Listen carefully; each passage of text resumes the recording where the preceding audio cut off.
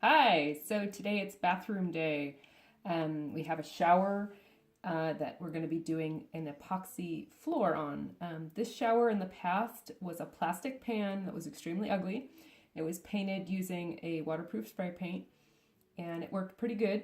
But after scrubbing and scrubbing and scrubbing, the paint does come off, and it required repainting every year, and that got to be a drag. So at this point, decided to do an epoxy glitter floor in the shower instead.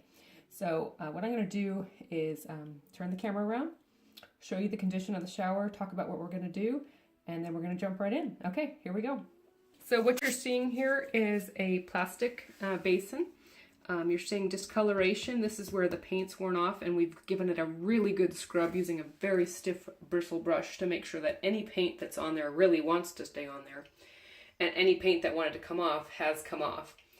We've also done a full treatment on the tiles above. Everything is extremely clean in here. It's been sanitized. We've scuffed up the plastic so that the material will really stick to it. The place has been completely dried off to make sure that there's absolutely no moisture or liquid, so that when the epoxy hits here, it's going to stick really, really well. The materials we're going to use is this brand here, which we use a lot, which is a pour-on epoxy. And we're going to go ahead and use a variety of solvent-resistant polyester glitters, metallic and a little bit of holographic and iridescent, but mainly it's going to be just pretty much straight metallic. We of course have our gloves and our kit for mixing. We're going to spread it around using a sponge, and for the very, very fine parts, like up in the corners and so forth, where you're going to use a brush. And we're just going to get rolling on this. And definitely have covered the drain, and we'll have to do the drain very, very carefully by hand at a later date to make sure that it's coated with glitter, but that a ton of it doesn't go down the drain and cause a problem and have to call in a plumber. Okay, so we're going to go ahead and get started, and hopefully take a few process shots so you can see it along the way.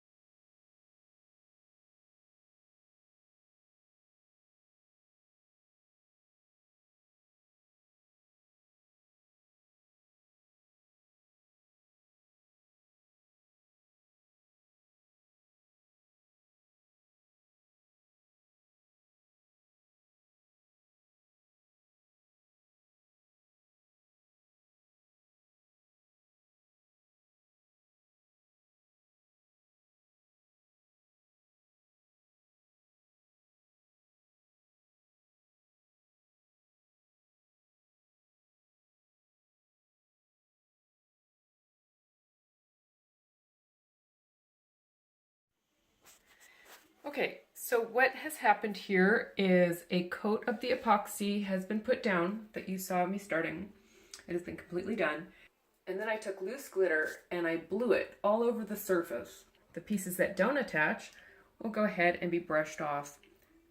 But the parts that do attach will probably have a slight surface to it, which is actually a good thing for a shower. You don't want to slip in it. So having a little bit of I'm not going to say it's a rough surface, but it will definitely have just a slight tooth to it, which is actually, like I said, good for a shower. So right now you're seeing it wet. It's now going to dry, and then we'll brush off anything that's not thoroughly attached. When doing a vertical surface with epoxy, down in like this area right here, you'll find that it gets rather thin. And if that looks bad, what you can do is take a little bit of glitter and put it in your hand and then blow it. Now, you'd want to do that when the epoxy has sort of started to set up, maybe a good 30-40 minutes into the dry. And the reason why you want to do that is because it's basically done creeping. It's done working its way down the wall, and it's kind of setting. And when it's setting, it's a perfect chance to blow glitter on those spots where it isn't shiny, or it just, unfortunately, it dripped down the edge. So go ahead and put it into your hand, get pretty close, and blow pretty hard and blow into it, and it will grab and coat and tends to hang on to most of it. Let's put it that way, most of it, not necessarily all of it. Okay, so that's a little trick. All right, I'm about ready to, I've already done some of that. You can see it's definitely nice and sparkly. There you go. The camera can see it. Okay, but there's a few spots that I still want to blow, like right there. You can see right there, there's not a lot of glitter. I'm going to go ahead and blow right into that corner right there.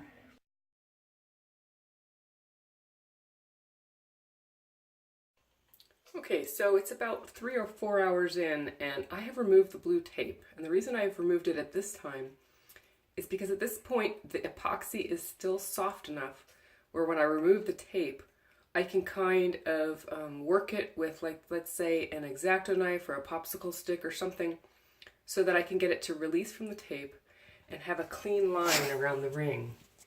If you wait till it's hard as a rock, you're going to get a flange that you would then have to grind with a Dremel or sand with sandpaper.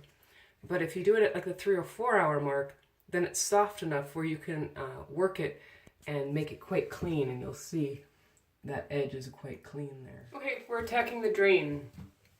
If you have trouble with brushes and you don't feel comfortable with brushing and so forth, I highly recommend taping the outside. I've done a lot of brushing. I feel very comfortable, so I feel like I can get right up to the edge without any issues. So here I go. The whole idea of this is just to be as careful as possible to not let a ton of this stuff go down the drain.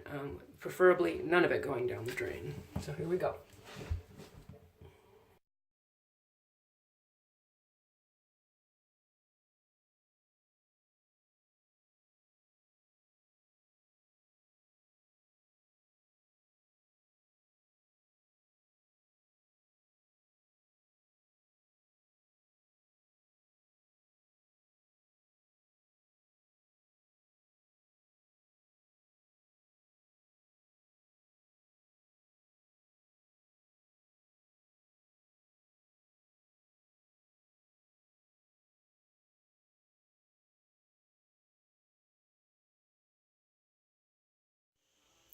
Just for fun, we went ahead and did a little design around the drain. Certainly, you could do it as elaborate as you want, or no design at all.